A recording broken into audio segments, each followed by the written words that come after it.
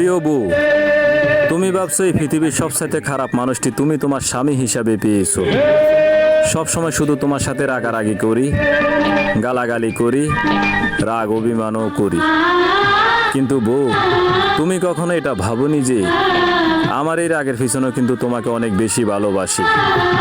তোমাকে যেমন আমার যৌবনকালে দরকার, ঠিক তেমনি তোমাকে আমার বৃদ্ধকালেও দরকার। আমি চাই আমার শেষ নিঃশ্বাসটা যেন তোমার কোলে মাথা রেখে যাই।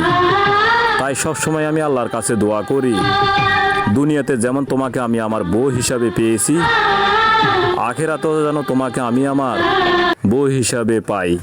ভাল লাগে না কোনো কিছু না দেখিলে তোমারে, কি জাদু করেছো তুমি আমারে, কি মায়ায় বেঁধেছো তুমি আমারে।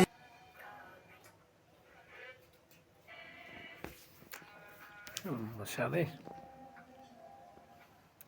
কার কাছে কেমন লাগলো অবশ্যই জানাবেন, ঠিক আছে?